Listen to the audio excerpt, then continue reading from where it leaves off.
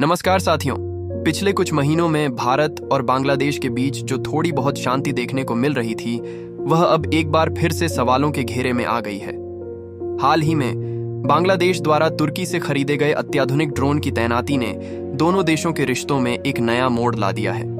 ये ड्रोन न केवल भारत के लिए खतरे की घंटी है, बल्कि भारत की सुरक्षा और रणनीतिक दृष्टिकोण के लिहाज से भी यह एक गंभीर मुद्दा बन चुका है। बांग्लादेश के इरादे, पाकिस्तान और तुर्की के साथ मजबूत गठजोड़। आज से कुछ साल पहले तक बांग्लादेश का रवैया पाकिस्तान और चीन के मुकाबले काफी अलग था, लेकिन अब बांग्लादेश का रुख इन देशों की ओर बढ़ता जा रहा है। पाकिस्तान और चीन के अलावा तुर्की ने भी बांग्लादेश से अपनी रणनीतिक साझेदारी को और मजबूत किया है। तुर्की, जो पहले से भारत के साथ विभिन्न मुद्दों पर तनाव में रहा है, अब बांग्लादेश को अपनी सैन्य और तकनीकी सहायता प्रदान कर रहा है। इस रणनीतिक बदलाव ने बांग्लादेश को भारत के लिए एक संभावित खतरे के रूप में प्रस्तुत किया है। तुर्की से खरीदे गए खतरनाक ड्रोन। हाल ही में बांग्लादेश ने तुर्की से बायर कट्टर TB2 ड्रोन खरीदने का निर्णय लिया है। यह ड्रोन बांग्लादेश ने भारत के पश्चिम बंगाल सीमा पर तैनात किए हैं, जो सीधे तौर पर भारतीय सुरक्षा को चुनौती देने का संकेत है। बायर कट्टर TB2 ड्रोन एक अनमैन्ड एरियल व्हीकल UAV है, जो न केवल निगरानी के लिए उपयोग किया जा सकता है, बल्कि इसमें छोटे हथियारों को भी ले जाने की क्षमता है, जिनका इस्तेमाल किसी सैन्य ठिकाने को निशाना बनाने के लिए किया जा सकता है। तुर्की द्वारा निर्मित बायर कट्टर TB2 ड्रोन को हाल ही में रूस यूक्रेन युद्ध में भी बड़े पैमाने पर उपयोग किया गया है, जहां इनका इस्तेमाल किसी भी सैन्य ठिकाने पर हमला करने के लिए किया गया। बांग्लादेश ने करीब 12 ऐसे ड्रोन तुर्की से मंगवाए हैं, जिनमें से 6 ड्रोन पहले ही बांग्लादेश पहुंच चुके हैं और शेष जल्द ही वहां पहुंच सकते हैं। बांग्लादेश का दावा है कि इन ड्रोन का उपयोग सिर्फ अपने सीमा क्षेत्रों की निगरानी के लिए किया जाएगा, लेकिन यह बयान कितनी सच्चाई पर आधारित है, इसका अनुमान हम इतिहास और इन ड्रोन के उपयोग के रिकॉर्ड से लगा सकते हैं। बांग्लादेश की रणनीति और भारत की प्रतिक्रिया। बांग्लादेश के इस कदम के बाद भारत ने अपनी सुरक्षा को मजबूत करने के लिए इजराइल से हेरॉन ड्रोन की खरीद का निर्णय लिया है। हेरॉन ड्रोन, जो इजराइल द्वारा निर्मित है, बायर कट्टर TB2 से कहीं ज्यादा ताकतवर और एडवांस है। जहां बांग्लादेश के ड्रोन की साइज छोटी और सीमित है, वहीं भारत के हेरॉन ड्रोन की क्षमता कहीं ज्यादा है। हेरॉन ड्रोन न केवल निगरानी कार्य में दक्ष है, बल्कि इसमें उच्च गुणवत्ता के कैमरे और सेंसर लगे होते हैं, जो सीमा के अंदर हो रहे किसी भी संदिग्ध गतिविधि को तुरंत पकड़ सकते हैं। इजराइल का हेरॉन ड्रोन भारत के लिए एक बेहतरीन विकल्प साबित हो सकता है, क्योंकि यह उच्च गुणवत्ता के कैमरे और सेंसर से लैस होता है, जिनकी मदद से भारतीय सेना बांग्लादेश के सैनिकों की गतिविधियों की बारीकी से निगरानी कर सकती है। यह ड्रोन बिना किसी मानव जीवन को जोखिम में डाले सीमा के उस पार की जासूसी करने की क्षमता रखता है। इसके अलावा हेरॉन ड्रोन अपनी जासूसी और निगरानी के अलावा किसी भी संभावित हमले के जवाब में भी फटाफट कार्रवाई कर सकता है। ड्रोन तकनीकी का युद्ध में प्रभाव। ड्रोन तकनीकी ने युद्ध के तरीके को पूरी तरह से बदल दिया है।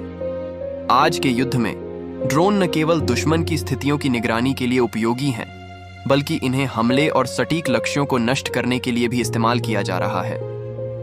यूक्रेन और रूस के बीच हो रहे युद्ध में बायर कट्टर TB2 ड्रोन का बड़े पैमाने पर उपयोग किया गया है। इस ड्रोन का प्रभाव केवल युद्ध क्षेत्र में ही नहीं, बल्कि वैश्विक सुरक्षा रणनीतियों में भी स्पष्ट रूप से दिख रहा है।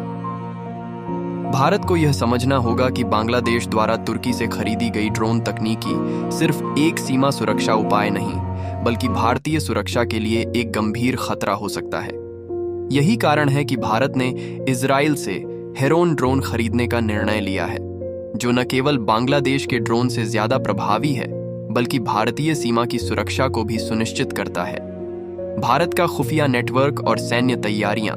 बांग्लादेश द्वारा तुर्की से खरीदी गई ड्रोन तकनीकी के बाद भारत का खुफिया नेटवर्क और सैन्य तैयारियां भी पूरी तरह से एक्टिव हो गई हैं। भारतीय सेना और खुफिया एजेंसियां अब बांग्लादेश की गतिविधियों पर बारीकी से नजर रख रही हैं, ताकि किसी भी संभावित खतरे से निपटा जा सके। यह रणनीतिक कदम भारत के लिए बहुत महत्वपूर्ण है, क्योंकि सूचना का समय पर मिलना युद्ध के दौरान बहुत बड़ा फर्क डाल सकता है।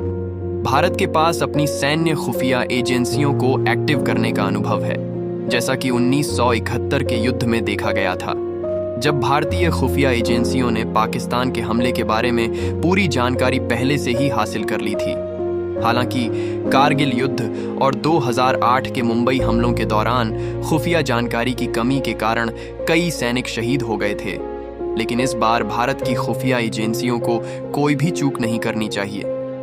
भविष्य की रणनीति और बांग्लादेश का खतरा, बांग्लादेश का पाकिस्तान और चीन के साथ बढ़ता हुआ गठजोड़ भारत के लिए खतरे का संकेत है, और इसका नतीजा यह हो सकता है कि बांग्लादेश अपनी नई सैन्य तकनीकों का इस्तेमाल भारत के खिलाफ कर सकता है। इस स्थिति में भारत को अपनी सैन्य तैयारियों को और मजबूत करने की जरूरत है ताकि किसी भी खतरे से निपटा जा सके।